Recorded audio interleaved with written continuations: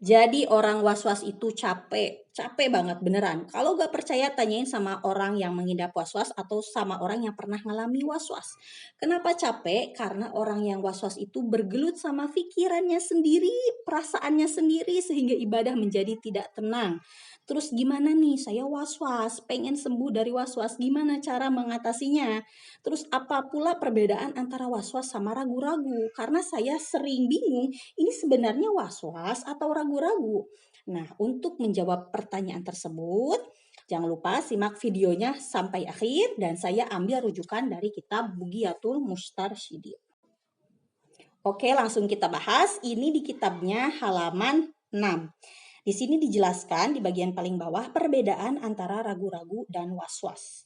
Sesungguhnya ragu-ragu itu adalah bimbang antara fil wuku'i wa adamihi, antara terjadi artinya kita udah melakukan atau belum, antara ada dan tiada itu terjadi kebimbangan, kita udah ngelakuin apa belum ya gitu, dan antara perasaan tersebut antara melakukan dan belum itu imbang, gak ada yang lebih unggul, artinya 50%, 50%. Nah, itu namanya syak atau ragu-ragu. Dan ragu-ragu ini dibangun atas suatu dasar, dibangun atas suatu alasan. Ada alasannya. Kenapa bisa timbul ragu-ragu? Ada alasannya. Nah, kemudian kita giliran bahas masalah waswasnya nih. Adapun waswas adalah hadisun nafsi syaitani la tanbani ala aslin bikhilafi syaqi fayambani alaihi. Nah, berbeda nih. Kalau masalah waswas, waswas itu adalah perasaan yang timbul dari diri sendiri, dibuat oleh diri sendiri, oleh pikiran sendiri, atau perasaan yang timbul karena bisikan dari setan, tidak terbangun atas suatu dasar, tidak terbangun atas suatu alasan. Jadi beda ya, beda antara ragu-ragu sama was-was itu. Kalau ragu-ragu ada alasannya, ada dasarnya, sementara kalau was-was murni karena dibuat-buat oleh pikiran sendiri atau karena bisikan setan, tidak punya alasan. Saya buat contoh yang paling simpel deh, dalam masalah najis nih contohnya. Kalau misalkan kita ragu, nah ragu tuh masalah najis, misalkan di rumah sendiri kita punya bayi yang mana bayinya itu sering pipis di mana-mana, kalau pakai pempes pun sering bocor. Nah, ketika kita akan ke tempat sholat umpamanya, kita pakai sendal khusus untuk ke tempat sholat. Kenapa? Karena kita ragu-ragu nih. Wah, jangan-jangan lantainya najis nih, jangan-jangan. Kenapa? Karena kita punya alasan, karena kita punya bayi di rumah itu bayinya sering kali pipisnya di mana-mana gitu, sering kali ada yang sudah disucikan, ada yang belum, sehingga timbullah perasaan ragu ini lantai suci atau tidak, karena memang kita melihat setiap hari bagaimana bayi tersebut pipis gitu, bagaimana bayi tersebut kalau pempesnya bocor. Nah, ada alasannya. Nah, kalau dalam ragu-ragu itu sunnah ihtiyat. Artinya apa? Sebenarnya kalau nggak ihtiyat pun nggak apa-apa. Gini, kalau kamu di rumah punya bayi dan dia sering pipis di mana-mana gitu, kemudian pas mau sholat nih ke tempat sholat, kamu dari kamar mandi, dari tempat wudhu itu nggak pakai sendal suci gitu, langsung aja gitu nyentuh lantai gitu. Nah, apakah ibadahnya sah atau tidak? Secara fikih ibadahnya sah. Kenapa? Karena ada kaidah al yakinu la yuzalu bisyak, yang yakin nggak bisa dikalahkan oleh ragu-ragu. Ya, hukum asal si lantainya itu adalah apa? Suci gitu. Sementara masalah najisnya ini masih diragukan. Yang kita injek bagian yang najis itu masih diragukan. Pokoknya hukum asal lantai itu suci. Nah, ini kan ragu-ragu. Ketika ragu-ragu maka kembalikan ke hukum asal. Bahwa hukum asalnya suci, ya berarti ibadah kita sah. Berarti kita gak bawa najis. Kaki kita gak muka najis gitu. Beda lagi kalau misalkan ceritanya kita itu terus sholat misalkan di rumah orang gitu ya. Kemudian ketika sholat di rumah orang, kita mau sholat tuh ragu-ragu, jangan sholat di sini takut nih, takutnya ini lantainya mutanajis lagi, padahal kita gak tahu kan, kita gak pernah lihat gitu, gak pernah lihat ada najis di lantai tersebut, jadi itu dibuat-buat oleh perasaan sendiri. Kalau di rumah kita, ya kita kan pernah lihat, kita ada alasannya. Sementara di rumah orang lain, gak ada alasannya. Karena kita gak pernah melihat gitu ada najis, ada kebiasaan najis di mana-mana itu gak pernah lihat.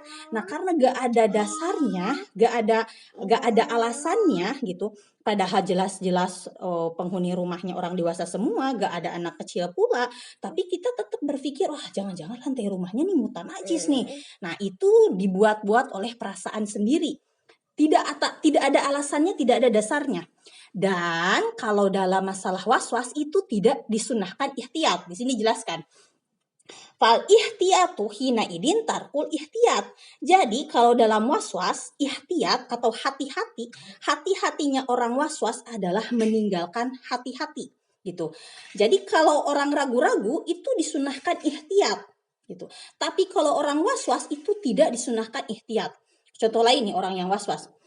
Kalau misalkan orang yang was-was itu kalau istinja atau cebok itu bisa ngabisin air 1 ember falcon atau bahkan lebih.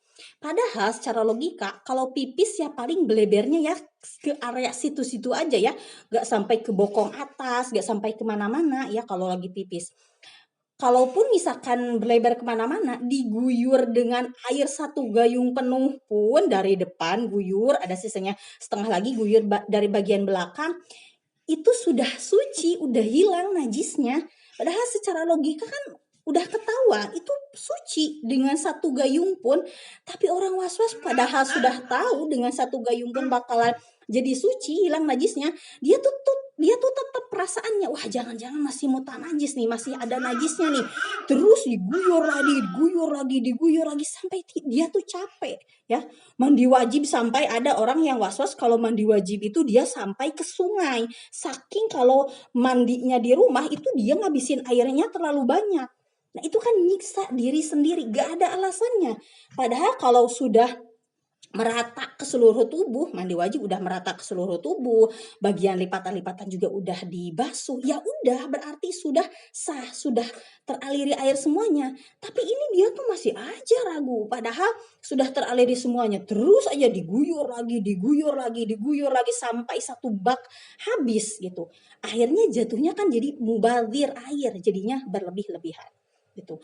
Nah, jadi untuk orang yang was-was itu lebih baik meninggalkan ihtiyat, meninggalkan berhati-hati. Kalau misalkan ada perasaan nih, kalau lagi cebok misalkan, cebok segayung masih ada perasaan, oh jangan-jangan nih masih ada najisnya. Cebok lagi 2 gayung, jangan-jangan masih ada nih. Lawan, udah berhenti, udah 2 gayung berhenti, lawan. Perasaan kamu ini masih lawan, udah berhenti, tinggalin. Kamu paksain tinggalin, langsung keluar gitu ya dari kamar mandi gitu ya. Nah, ini hikmahnya kalau semakin dilawan itu akan sembuh was-wasnya. Kalau makin diturutin itu akan makin menjadi-jadi was-wasnya. Ya. Kemudian kalau orang yang ragu-ragu baru itu disunahkan ihtiyat ya. Disunahkan ihtiyat, tapi ihtiyat di sini hukumnya sunnah bukan wajib seperti contoh yang tadi ya, seperti memakai sendal di tempat yang kita ragu ini suci atau najis, memakai sendal ke tempat sholat itu hukumnya sunnah bukan wajib, gak pakai pun sebenarnya tetap sah gitu, karena alasannya asal dari suatu perkara selama belum kelihatan najisnya atau selama belum yakin itu najisnya ya berarti dia hukumnya kembali ke hukum asal, yakni suci begitu. Karena memang yang yakin tak bisa dikalahkan oleh yang ragu-ragu. Jadi semoga nih kalau yang nonton video ini ada salah satunya orang yang was-was, semoga Allah berikan kesembuhan atas penyakit was-wasnya, bisa seperti sedia kala, bisa ibadah dengan tenang. Amin ya Allah ya Rabbal Alamin.